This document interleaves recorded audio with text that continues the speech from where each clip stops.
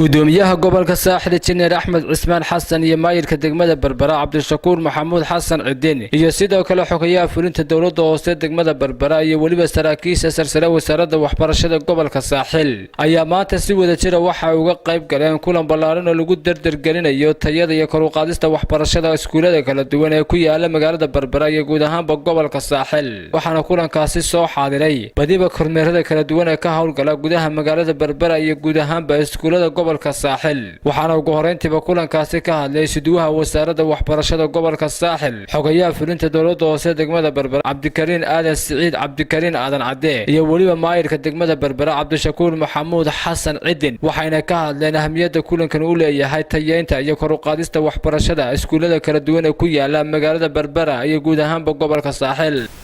tababarkayna siin doona khabiir ku takhasusay arrimaha la xiriira kormeerka iyo hawlahooda muddo 3 shaab uu tababarkan inoo socon doona waxaan rajaynayaa oo aan ku baraarujinayaa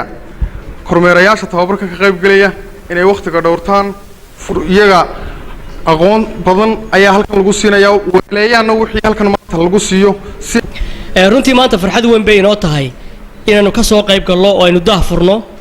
tababarka la siinayo kormeerayaasha magaalada Berbera iyo guud ahaan gobolka saaxil ee wasaaradda waxbarashada ee heer gobol iyo degmaba tababarkana wuxuu qayb ka yahay hawlihii aynu isla qaadanay inaan kor ugu qaadi lahayn tayada waxbarashada ee magaalada Berbera dugsiga hoose dhexe balanta ugu weyn waxa weeyaan go'aan adag ay qaadatay dawladda hoose ee magaalada Berbera maamulkeeda iyo golaha deegaanka go'aankaas oo ah loo qaado tayeynta waxbarashada ee caruurta dugsiga hoose dhexe ee magaalada Berbera iyo guud ahaan gobolka saaxil taasina waxay u baahan tahay dadaal fara badan iyo go'aan qaadasho iyo maxay ahayd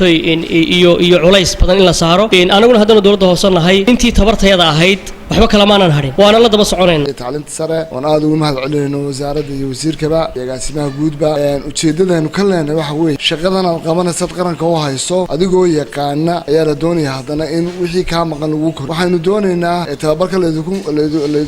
idinku furayaa maanta waxa weeye inaad si dhaba kormeerkiinu noqdo kormeer hawlihii loo diray iyo shaqadii loo diray sidii loogu talagalay oo soo qabtay la noqotaan iyo waxay degmadu ay haysiisay 20 macallin waayaan dar weeye in maanta Berbera laga waayo macallimiin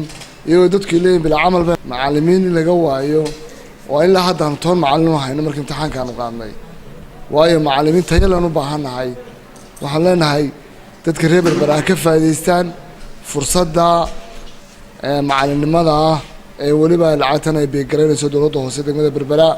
ka faa'iideystaan baan leenahay gudoomiyaha gobolka saaxil Injineer Axmed Cismaan Xasan oo isaguna dhankiisa halkaasi ka hadlay ayaa si weyn u bogaadiyay wasaaradda waxbarashada ee gobolka saaxil iyo waliba dawladda hoose degmada Berbera oo iska kaashaday soo qaban qaabinta kulankan iyo tayeynta waxbarashada ee gobolka saaxil iyo magaalada Berbera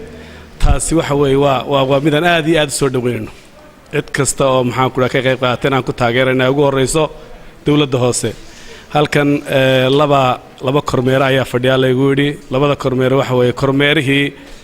wasaaradda waxbarashada oo qorsheysnaa iyo kii dawladda hoose oo dawladda hoose ay leedahay xafiis waxbarashada kormeerkeeda u gaar ah ay leedahay oo halkan lagu mideeyay marka labadiiba